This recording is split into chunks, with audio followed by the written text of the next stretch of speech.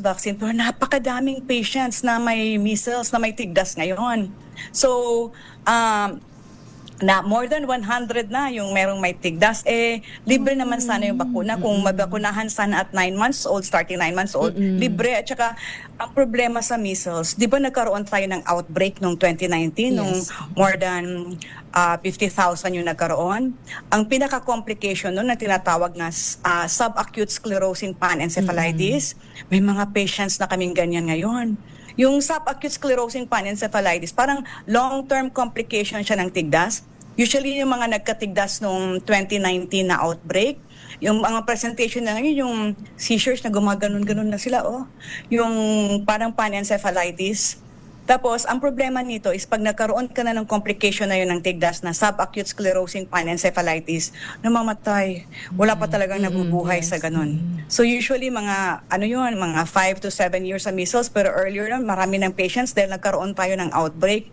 Kaya ngayon, meron na actually project ang Department of Health na mag-supplemental immunization activity na naman. So nagpapabigay naman ng libreng vaccination at saka by June, mag-house to house na naman sila. So sana i-avail na rin ng mga tao kasi lahat ng 6 months to 59 months, mag-house to house na po ang DOH para mamigay po ng measles vaccine kasi nga ang dami-daming may tigdas ngayong year na to. At saka ngayon, yung mga nagkaroon ng tigdas noong 2019, ang presentation nila ay mga seizures, yung subacute sclerosing panencephalitis, SSPE na tinatawag namin na. Ayun, ang seizures, nagde-death, tapos hindi na nila makontrol yung mga involuntary movements nila. So aside from 9 months, meron pa isang libre ang health center na MMR. Yung MMR is measles, mumps, rubella. Yung M is booster ng measles, yung isang M is mumps, yung beke at saka rubella. So for less than 1-year-old, yun po yung libre ng health center natin. Okay. Ma'am, para po doon, syempre, minsan hindi kasi alam kung ano ang immunization status ng mga ibang tao, no? Like kung panahunan, kung medyo may edad ng konti. Di ba parang sinasabi, hindi ko alam. Recommended bang magpabakuna kasi hindi nga nila alam kung nabakunahan sila o hindi? Yes po. Ang tinatawag dyan ay catch-up immunization. So, like for example, yung mga bata na 7 years old na, tapos, like for example, yung may mga patients ako yung binigay na lang sa tita kasi namatay yung mga magulang, tapos hindi alam na ng tita. Binabakunahan ko po, nagsa-start ako sa age group nila. Kung ano yung age group nila yung kailangan, yan po yung tinatawag na catch-up immunization. So, even ang adults, kung hindi mo alam na nagkabulutong ka, or hindi mo alam na nagtigdas. Dyan, may especially yung bulutong. Kung hindi mo alam na nagkabulutong ka, pwede ka rin magpapabakuna. Kasi ang adults allowed naman, even beke. Kung hindi mo alam na nagka-beke ka, pwede ka rin magpapa-MMR. So binibigay na rin namin yan sa mga pregnant na 3 months before pregnancy kasi para ma-prevent din yung mga congenital diseases na, like for example, congenital measles, congenital mumps, na matindi din yung mga complications noon. Paano po, Doc, dun sa medyo may edad na? Or yung medyo, let's say, may initial immunization na before or bakuna, kunyari sa measles or MMR na bigyan, pero may expose ulit. Gano'n ho ba katagal na talagang hindi sila, epektibo po itong MMR kunyari? O kailangan mo ng booster doon for certain population na medyo, let's say, vulnerable? Okay. So in a strict sense, yung MMR ay dalawa lang talaga siya. Binibigay siya ng 1-year-old at saka binibigay ng 4 years old. So in a strict sense, dapat lifetime na yung protection nun. However, kung hindi naman nila alam, ini-encourage bibigyan yung mga pregnant women 3 months before pregnancy kasi nga yung measles, mumps, rubella, ang complications ng sa bata, like for example, congenital rubella, napakadami talaga, like congenital cataract, heart diseases. So, ini-encourage pa rin, nagbibigyan pa rin sila 3 months before pregnancy. Tsaka kung hindi naman kayo sure sa immunization status nyo, why not? Hindi naman siya bawal na ibigay Like for example, hindi kayo sure sa tetanus immunization nyo, which could be given 5 to 10 years, depende sa inyo. Pwede kang mabigyan. Why not? Hindi siya bawal. Wala naman kumbaga overdose, quote and quote, doon sa kung sakali. In a strict sense, hindi naman siya nag-overdose. Okay, so napakagandang topic talaga nitong bakuna, no? Kasi kahit pa sabihin naririnig natin palagi, meron talaga mga changes o pagbabago na idadagdag sa, kumbaga sa programa ng pagbabakuna. Magbabalik po tayo pagkaraan lang ng maiksing paalala. Patuloy pa rin po natin pag-uusapan itong Immunization Week. This time check is brought to you by ACS Manufacturing.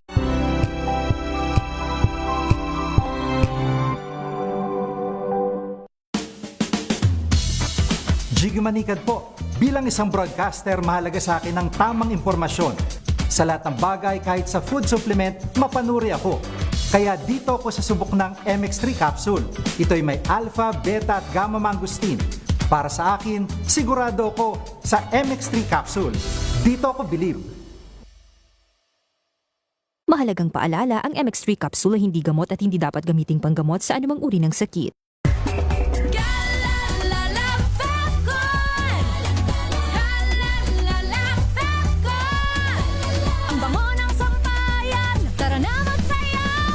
Fabcon, amoy nakaka-joyful! Mga wais na paraan para mapanatiling sariwa ang gulay. Alamin. This portion is brought to you by ACS Manufacturing Corporation, ISO certified, maker of world-class quality Pride detergent. Ang mga berde at madahong gulay pagkatapos hugasan ay mainam na ibalot sa dyaryo. Ilagay ito sa isang container o sealed plastic bag bago ilagay sa ref. Ang mga kamatis na may i-store lamang sa room temperature at ilayo sa direct sunlight dahil napapabilis nito ang pagkahinog. Ngunit kung ito ay hinog na, ilagay na lamang ito sa ref. Paalala naman, ang bawang, huwag balatan kung hindi gagamitin. Ilagay lamang ito sa isang open container. Habang pagdating naman sa patatas, ilagay ito sa paper bag o ibalot sa dyaryo. At para naman sa biniling sitaw, carrots, broccoli, cabbage at celery, ibalot ito sa paper towel bago ilagay sa resealable plastic bag o container at saka ipasok sa ref. This portion is brought to you by ACS Manufacturing Corporation, ISO certified, maker of world-class quality Pride detergent.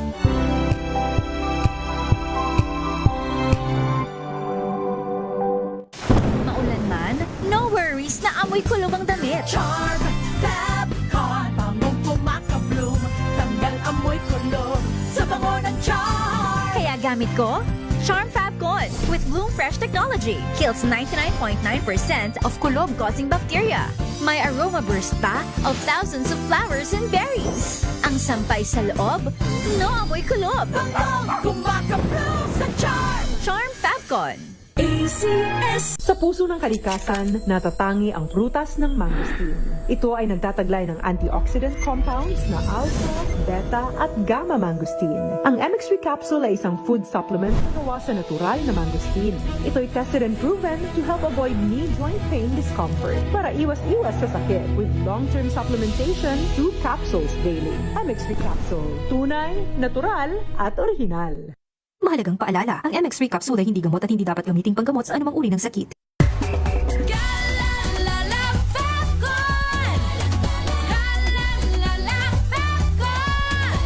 Ang bango ng sampayan, tara na magsayawan! Fabcon, amoy nakaka-joyful!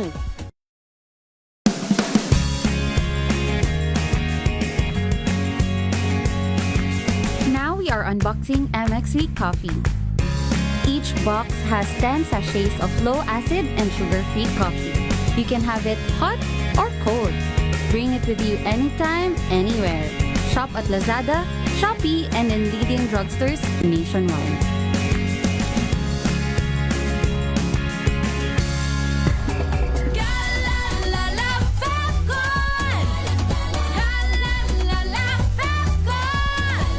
Ang bango ng sampayan, tara na magsayawan! Fabcon, amoy nakaka-joyful! May nagbago! May arte! May budget!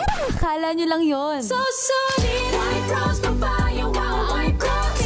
White rose papaya, wow, white rose. White rose papaya. May glow up with white rose papaya. White Rose Papaya. May puti power times 2 kasi may papaya at niacinamide. May shea butter and tea tree oil pa. Kutis sulit ang glow May up. glow up with white rose papaya.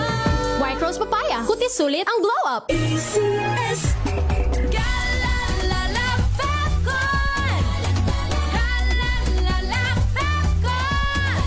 Ang bango ng sampayan, tara na magsayawan! Fabcon.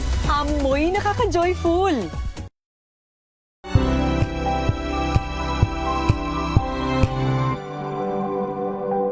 Wow, ang saya. Isang barangay na labada, puro mancha pa. Goodbye, pahinga. Mommy, isang laba lang yan sa Pride Bar Blue. May powerful stain-away enzymes na malupit sa dunit mancha. At di masakit sa kamay. Isang laba lang yan. Hello, pahinga. Hello, Pride Bar Blue. ACS.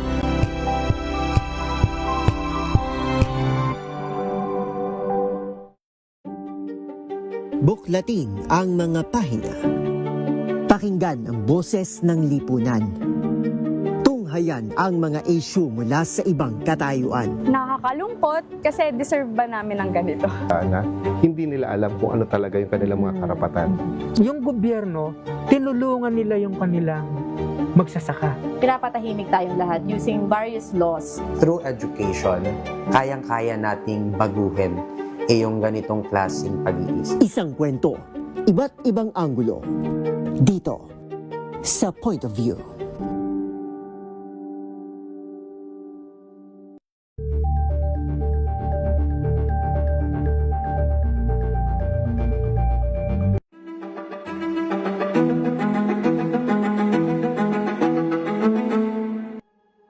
Sa spectrum, merong nakakapagsalita, merong hindi nakakapagsalita, merong underneath them, let's say,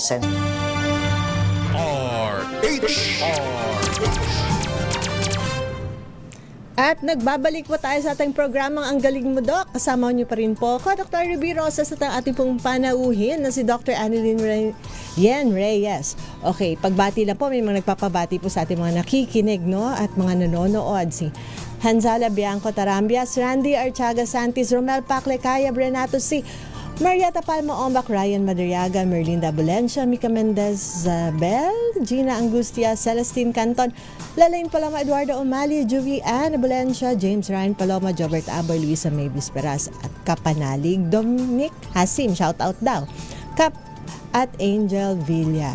Okay, maraming salamat ho sa patuloy na panonood at pakikinig sa amin. Okay. Now, Doc, balik tayo sa usapan. Okay, minsan ang karamihan no ng parang mga naririnig natin sa atin, of course, na mga, especially yung hindi masyadong pro sa bakuna, is yung hindi minsan naiintindihan kung ano ba talaga ang ginagawa nitong bakuna sa ating mga katawan. So, maaari nyo po bang ipaintindi, ano ba talaga ang ginagawa ng bakuna sa katawan natin at para hindi ho sila masyadong magkaroon ng agam-agam na magpabakuna? Okay? So, ang bakuna po ay napakaraming benepisyo. So, pag like for example, pag nabakunahan ka, like for example, nabakunahan yung mga pasyente ko na nabakunahan ng tigdas or measles, hindi sila nagkaroon ng tigdas. Yung mga hindi nagpabakuna, nagkaroon ng tigdas. Noong na mga nagkaroon sila ng tigdas, nagkaroon sila ng complications tulad ng pneumonia, otitis media, luga, pulmonya, tapos yung sinasabi ko na a late complication na subacute sclerosing panencephalitis na involuntary movements na nagsiseizures na sila, tsaka yung iba na mamatay. Hindi lang yun, ang iba, pag nagkakatigdas, nagkakaroon sila ng superimposed bacterial infection, nagnanana sila kasi nga kinakamot nila yung mga skin lesions, tapos yung iba nagsisepsis kasi pumapasok yung infection sa loob. So, ang benefits ng bakuna ay magkaroon tayo ng antibodies. Kasi yung bakuna na yon ay antigen na tinuturok sa atin, magkaroon tayo ng antibodies ng soldiers of the body para ma-prevent natin yung sakit na yon. So, hindi lang yun yung so iniisip din kasi ng mga tao yung mga risk, yung risk over benefit. So, mas maraming benefit ang bakuna kaysa sa risk. Okay, kasi tama. Yun nga ang tinatanong, di ba? May mga magulang no na may pag-aalinlangan no na dalhin sa hospital o manggagamot ang isang anak para pabakunahan kasi yung I guess it's more on the misconception that ay masama ang bakuna. Just like during COVID time. So mayroong mga tao na hindi nagpa-COVID vaccine. So yun nga po ang isang tinatanong dito ng isa sa ating mga follower, hindi daw siya nabigyan ng COVID vaccine. So kailangan pa rin ho ba siyang bigyan ng COVID vaccine? Oh, in a strict sense, yes. Kailangan silang mabigyan ng COVID vaccine. Kasi nung panahon ng COVID, kaya actually nawala yung COVID dahil sa bakuna Bakuna or vaccine yung pinaka number one reason bakit kaya tapos yung COVID na pandemic, outbreak. Oo. So worldwide yun, tapos nagkaroon ng bakuna, hindi na nagkakasakit yung iba or kung magkakasakit man, mas less yung complications. So ngayon, sa hospitals namin, pakonti-konti na lang yung na-admit ng may COVID. Sila lahat yung hindi nabakunahan. So in a strict sense, kung hindi ka pa nabakunahan, it is best na mapabakunahan ka. Oo, yun. I hope nasagot na yung katanungan niya. No, kahit hindi ka na, kasi ang paniniwala, hindi naman daw sila kasi nagka-COVID. So, kung hindi nagka-COVID, kahit hindi na bakunahan, so feeling nila, parang, immune na sila doon at hindi na sila magkakaroon. Now, ito din po yung isang tanong na malimit din tinatanong sa atin. Kung halimbawa tingin nila, ang lakas-lakas naman ng resistensya nila, kailangan pa rin daw ba nila ng bakuna? Yan ang laging sinasabi ng mga tao. Yung narinig mo yung mas malakas pa ako sa kalabaw. Lagi ko yung naririnig sa mga daddy ng mga patients ko. Pero ang problema, sila yung nagkakaroon ng flu. So nagkakaroon sila ng ubo, sipon, lagnat, sila yung nadadali ng flu. Tapos yung anak nila, dahil pediatrician ako, nabakunahan ko, hindi nagkaroon yung anak. So sila lang yung nagkakaroon. So the next year, sumasama na yung daddy at saka mommy na sumasabay na silang pabakuna. So kahit na medyo malakas ka, mas malakas pa yung infection Yes. Tignan mo naman yung COVID. So ang dami-daming nagkakaroon ng virus lang yon supposedly. Tapos ang dami-daming nagkaroon ng COVID kasi yung malalakas to mga taon to. Sila yung mga workforce, although hindi naman lahat. Kasi ang pinaka na-involved naman talaga sa nung nagka-COVID ay yung mga old age, yung mga may diabetes, pero napakarami din na mga malalakas na tao, marami ding tao na nasa workforce na nadadali. So kahit malakas ka, kung mas malakas din yung mikrobyo, madadali ka rin. So like for example, may ibang mga matatanda na hindi nagpabakuna ng bulutong, ayun, employee sila, nag-absent 2 to 3 weeks kasi nagkaroon sila ng bulutong, nahawa sila ng ibang tao. So yung anak nila na nabakunahan, hindi nagkaroon. So kahit malakas ka, mas maganda mabakunahan ka para mas tunay yung protection mo. At also, huwag kang matakot sa mga bakuna kasi yung mga bakuna naman is guaranteed naman yan ng World Health Organization. Hindi naman yan ilalabas ng Food and Drug Administration kung hindi siya sumasailalim ng scientific process. Like for example, it takes mga 10 to 15 years para magawa yung bakuna. Kasi grabing process ng ginagawa nila. Dapat pure yung gamot, wala silang ginagawa muna sa mga hayop yan, sa mga bats, mga pusa, mga aso, mga monkeys, tapos sa tao na So it takes about 5 to 10 years, minsan 15 years ang iba para So purified yan, cleared yan ng World Health Organization, at saka cleared yan ng Food and Drug Administration, at saka cleared yan ng Department of Health natin bago yan ilalabas. Specifically, kung dito sa Pilipinas, bago makalabas ng lahat ng vaccines, nakiklear po yan through scientific process at saka backed with research po yan. Ayan, so kumbaga, safe naman ho ito. Kung na-outweigh niya yung risk, kumbaga. Now, Doc, kanina, nabanggit ninyo po, di ba, na yung, kunyari, may certain bakuna na kailangan ng booster. Bakit po kailangan ulitin or bakit po kailangan may booster yung ibang mga bakuna? Okay.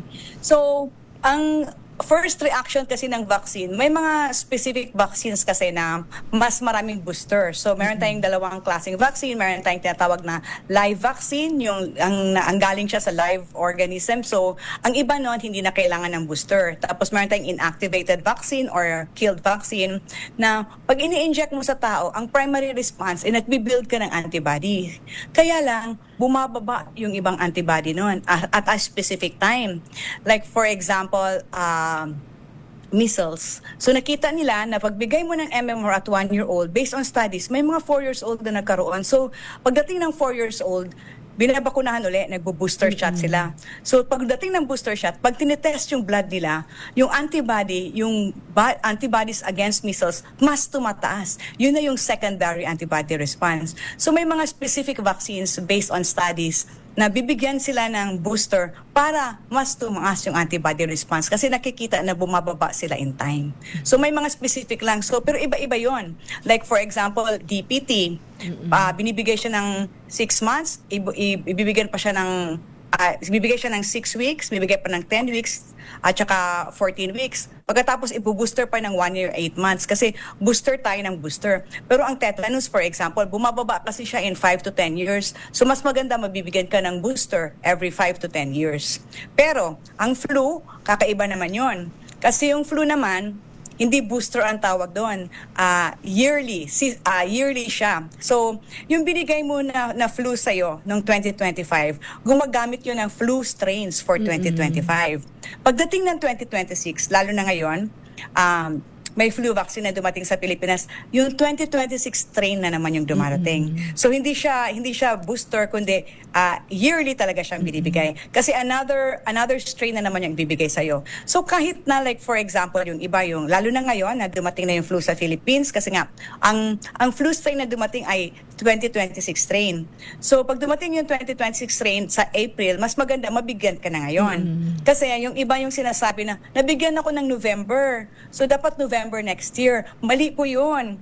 Kasi yung binigay sa iyo noong November 2025, ang effectivity yun noon ay December 2025 lang or kung mag-extend man ng konti, a few months lang sa 2026 kasi 2025 strain po yun. So dapat magpabigay ka na ng 2026 strain so as early as now, April, para April to December, may protection ka ng 2026 strain. Ayan, so kailangan magpabakuna para sa flu nitong 2026 na strain kasi nga hindi na epektibo kahit nabigyan tayo ng bakuna para sa flu noong 2025. Magbabalik po ulit tayo pagkaraan na maiksing paalala para pag-usapan pa rin po itong mga bagay-bagay tungkol sa mga bakuna.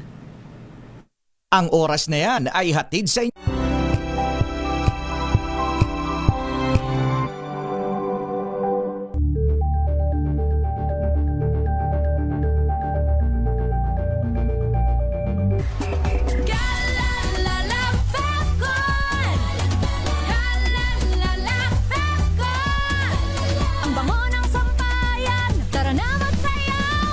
Fabcon, amoy nakaka-joyful!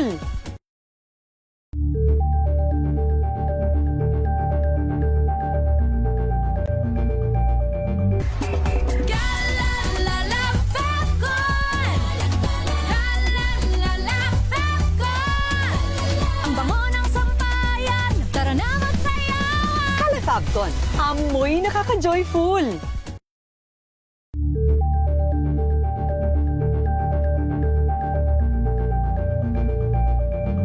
Hello, Washi! Laundry day na naman! Yay! Anong meron? Mancha ng chocolate, putik, may libag pa! Kaya natin yan! With Pride Washing Machine Detergent, may triple stain-away formula. Tanggal ang makapit, madikit, at malupit na dumit mancha. Kaya easy-easy ang labada. Mula noon hanggang ngayon! All you need is pride! All you need is pride! ACS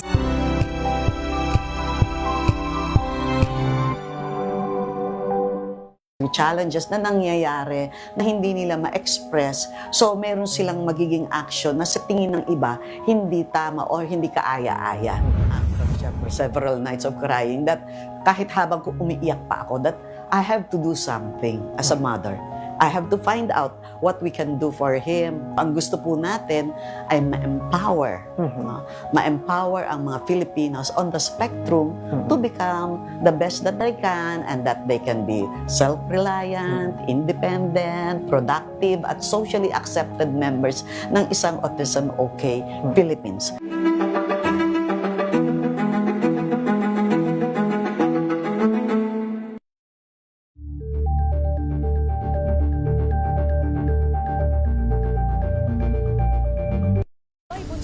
Talang 17 individual na ang kanilang naaresto. Metro Manila Development Authority o MMDA ang No Contact Apprehension Policy o NCAP sa Metro Manila. Sa ilang mga dokumento ay peke. Hindi rin legal ang employment na ipinangako sa kanila.